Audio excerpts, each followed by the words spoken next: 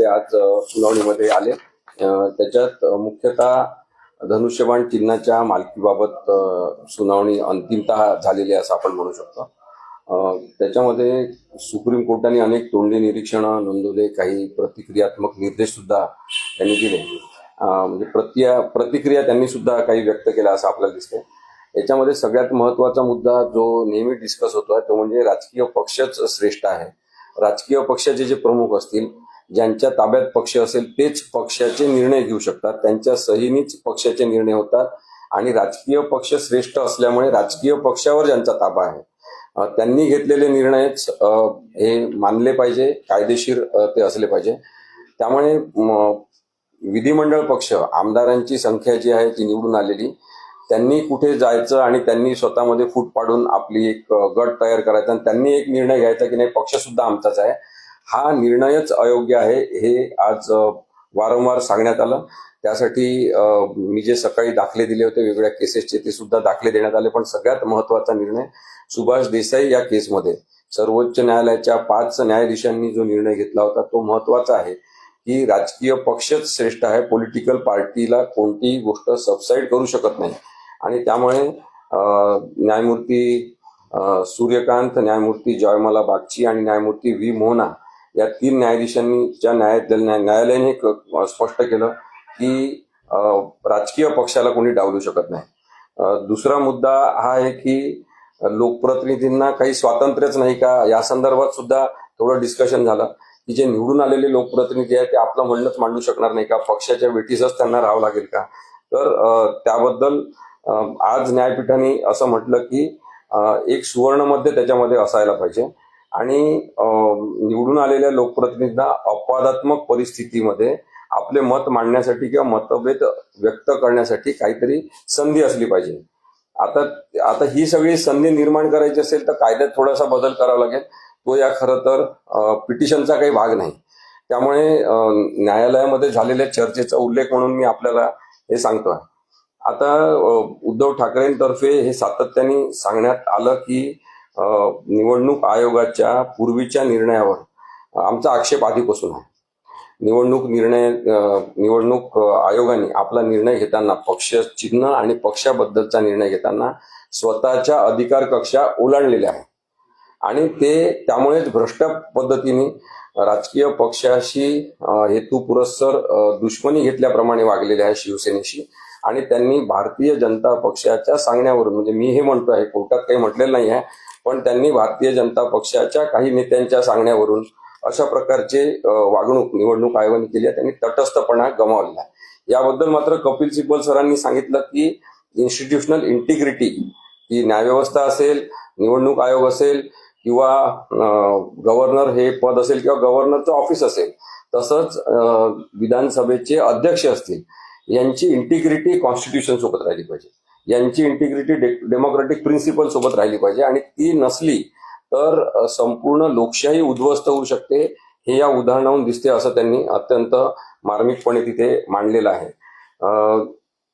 बहुमताच्या जोरावर एकनाथ शिंदे यांच्या गटाला जी मान्यता देण्यात आली ती चूक केलेली आहे पुन्हा सांगण्यात आलं, जसं सुभाष देसाईच्या केसमध्ये।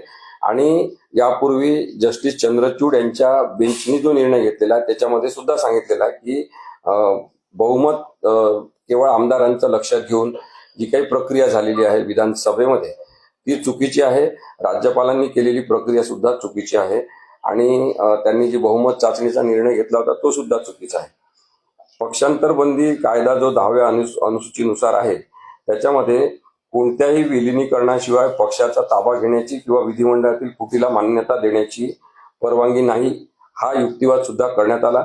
आता यानंतर शिंदे गटातर्फे त्यांचे वकील पुढच्या तारखेला मांडणी करतील आणि पुन्हा काही मिनिटांचा कालावधी, हा कदाचित 10-15 मिनिटांचा कालावधी हा आम्हाला सुद्धा दिला जाईल बाजू मांडण्यासाठी उद्धव ठाकरे यांच्या मूळ शिवसेनेतर्फे। तेव्हा कपिल सिब्बल सर आणि ॲडव्होकेट देवदत्त कामत हे पुन्हा काही मिनिटं बाजू मांडतील की उर्वरित मुद्दे जे आहेत ते कव्हर करण्यासाठी। परंतु संविधानिक दृष्टिकोनातून अत्यंत स्पष्ट अशी केस आहे, न्यायालयाच्या लक्षात आलेलं आहे असं नक्की म्हणता येईल। मला अपेक्षा आहेत का की निर्णय तुमच्या बाजूने? हा निर्णय मी आधीपासून सांगतोय की हा निर्णय संविधानाच्या दृष्टीने उद्धव बाळासाहेब ठाकरे यांच्याच बाजूनी लागायला पाहिजे. तशी अपेक्षा संविधानाची आणि लोकशाहीची आहे. परंतु कोणी जबाबदारी झटकण्याचा प्रयत्न मुद्दामून केला तर आपल्याला सांगता येत नाही की एखादा वेगळा निर्णय सुद्धा घेऊ शकतो. कारण की मी हे सतत सांगण्याचा प्रयत्न करतोय की वकिलांचं काम आहे की त्यांनी न्यायालयाला न्यायापर्यंत घेऊन जाण्यासाठी, न्यायाच्या दरवाजापर्यंत नेण्यासाठी आणि सत्य दाखवण्यासाठी स्वतःच्या बुद्धिमत्तेचा वापर केला पाहिजे. न्यायालयावर असत्याचं पांघरून टाकण्यासाठी काही वकील हे काम करत असतात आणि जो विधिमंडळामध्ये विधानसभा अध्यक्षांसमोर निर्णय झाला, त्यानंतर जो निर्णय सुप्रीम कोर्टात झाला, या सगळ्यांमध्ये काही अत्यंत मोठी नावं आहेत ज्या लोकांनी आपल्या बुद्धिमत्तेचा वापर हा असत्य जिंकलं पाहिजे म्हणून केलेला असेल तर त्यांनी सुद्धा लोकशाहीची गूज राखावी असं मला वाटते. आणि लोकशाही राहिली तर आपण सगळं टिकणार सगळेजण. आणि इतकी मोठी ही लोकशाही संविधानानुसार चालू आहे हे आपलं भाग्य आहे आणि त्यासाठी आपण काम केलं पाहिजे असं मला वाटतं. राजकीय पक्षाला डावलू शकत नाही असे तुम्ही मुद्दा सांगितलेला आहे किंवा न्यायमूर्तींकडून मांडण्यात आलेला, पण अजून पक्षाचा असा कुठला निर्णय झालेला नाही. पक्ष कोणाचा आहे काय नाही, निर्णय अंतिम सुनावणी झाल्यानंतर होईल. आता त्यांची बाजू मांडल्यानंतर मग हा निर्णय होईल. राजकीय पक्षाला डावलू शकत नाही म्हणजे आठ काय दिलेले आहे? राजकीय पक्ष आणि विधिमंडळ पक्ष असे दोन वेगळे भाग आहेत. हे सर्वोच्च न्यायालयाने त्यांच्या निर्णयात मान्य केलं आहे, आधीच्या सुद्धा 2 निर्णयांमध्ये. आणि त्यामुळे आमदार किती पण फुटले, आणि आमदार हे 5 वर्षाचं आयुष्य घेऊन जगत असतात.